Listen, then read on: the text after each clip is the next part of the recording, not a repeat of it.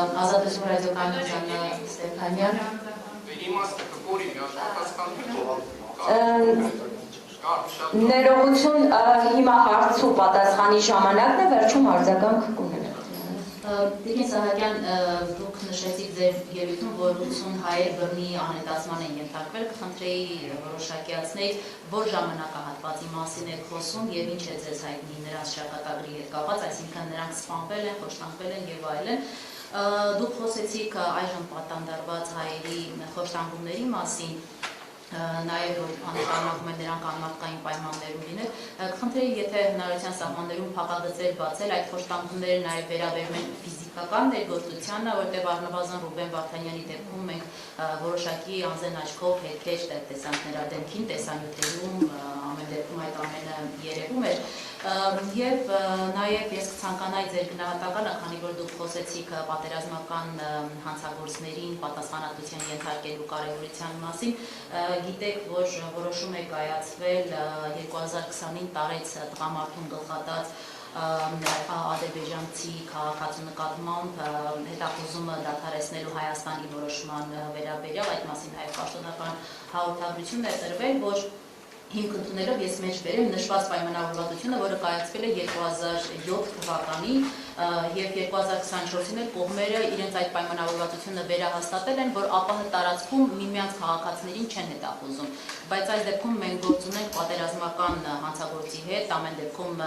տեսանյութը կա այդ գլխատման հետ կապված, ինչպես է գնահատում Հայաստանի այս դիրքորոշումը եւ որոշումը այս հարցում։ Շնորհակալություն։ 80 թիվը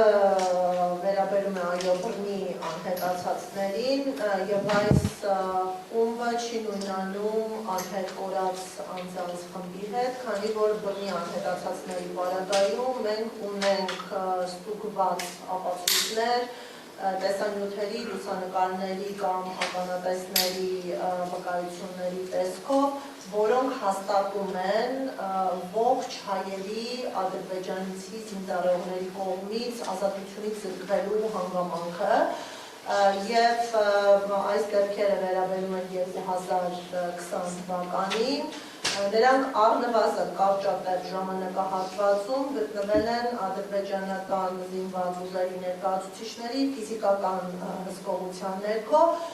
սակայն հետագայում մեզ հայտնի չէ ինչ է տեղի ունեցել, առանձին անձանց տեսել են նաև փակ հաստատություններում եւ այստեղ հավասարապես գոյության իրավունք ունեն ինչպես ողջ փակ վայրերում պահված լինելու, այնպես էլ սպանված լինելու կանխավարկածը, ըստ էության մենք չգիտենք նրանց գտնվելու վայրը, կարգավիճակը, ճակատագիրը եւ սա է պատճառը, որ նրանք որակվում են որպես բռնի անհետացած, այսինքն նրանք բռնվել են պետության ներկայացուցիչների կողմից, որից հետո հարկադրաբար տարվել են դեպի անհայտություն եւ այստեղ Ադրբեջանի համար կա հստակ միջազգային պարտավորություն նախաձեռնել վարույթներ, հարձակնել ականատեսներին կամ այս անձանց հետ առնչություն ունեցած զինծառայողներին, փնտրել պարզել ճակատագրերը եւ ապահովել ընտանիքների ճշմարտություն իմանալու իրավունքը եւ այս պարտավորություն չիրականացնելը նաեւ ընտանիքի անդամներին դարձնում է անմարդկային վերաբերմունքի զոհ, այսինքն մենք այստեղ ունենք թե սկզբնական զոհեր, որոնք բռնի անհետացածներն են եւ երկրորդական զոհեր, որոնք ընտանիքի անդամներն են եւ սկզբնական զոհի հետ ունեցած իրենց ազգակցական էմոցիոնալ կապի արդյունքում կրում են հավելյալ տառապանք, ինչը հոգեբանական խոշտանգման դրսևորում է։ 80-ի առնչությամբ բազմաթիվ հարցումներ եղել են թե ՄԱԿ-ի մեխանիզմներից, թե Եվրոպական դատարանի, ցավոք սրտի այստեղ կա միաժողական մոտեցում, Ադրբեջանը հղում է կատարում գերիների, անհետ կորածների, բռնի անհետացածների հարցերով զբաղվող իրենց հանձնաժողովին եւ նրանց տվյալներով հերքում է այս անձանց գերեվարման կամ անգամ այս անձանց մարմինների մասունքների Ադրբեջանում գտնվելու հանգամանքը Այստեղ կարծում եմ Ադրբեջանը սեփական հանցագործության հետքերն է թաքցնում եւ նշեմ, որ բռնի անհետացումը ևս պատերազմական հանցագործություն է։ Նույնիսկ եթե այս անձին ողջ են, բայց բռնի անհետացել են, սա կրկին միջազգային հանցագործություն է։ Խոշտանգումների մասին խոսելիս մենք նշենք, որ կան ֆիզիկական դրսևորումներ, բազմաթիվ նաև հայրենադարձվածներ, այսինքն ոչ միայն այնտեղ գտնվողներ, այլ նաև հայրենադարձվածները վկայություններ են տալիս այնպիսի պայմանների մասին, որը հանգեցնում է նաև ֆիզիկական տառապանքի հետևանքների, օրինակ չքնել, տեղական ժամանակ անկնած մնալ, զրկված լինել նստելու, պառկելու հնարավորությունից, դա ֆիզիկական առումով արդեն իսկ տառապանքներ եւ ցավ է պատճառում, բայց դրանք որպես կանոն զուգակցվում են բռնությունների հետ, մեր գնահատմամբ հավասարապես համակցվել են թե հոգեբանական եւ ֆիզիկական։ Կոնկրետ դրսևորումների մասին ցավոք սրտի չենք կարողանում խոսել, խոսում ենք այն չափով, որոնք արտացոլված են հրապարակվող զեկույցներում, հաշվի առնելով, որ նախ կան մտավախություն, որ դրսևորումները, որոնք ներկայացնում ենք, հետո յուրաքանչյուր ընտանիք սկսում է մտածել, թե արդյոք դա իր նկատմամբ իրավելի դեպքն է, որքանով այլությունը կտեղեկանա, կամ այդ մտածումներն են, որ նույնիսկ եթե իրենք չգիտեն, բայց կարող են այդ վերաբերմունքի զոհ լինել, տառապանքներ է պատճառում։ Եվ իհարկե վտանգներ կան, որ կոնկրետ դեպքերի մասին խոսելով կարող ենք վրեժխնդրության հանգեցնել Ադրբեջանում եւ ունենք արձանագրված դեպքեր, երբ ընտանիքի կողմից խնդրի բարձրաձայնումը հանգեցրել է պատժիչ գործողությունների, նույնիսկ այն գործողությունները, որոնք քաղաքացիական անհնազանդության տարեր են պարունակում, ուղեկցվում են պատժիչ գործելակերպով։ 23-ի մասին եք, չէ՞, դուք խոսում եք պատանդարված 23 անձանց դեպքի մասին։ Այո։ Եվ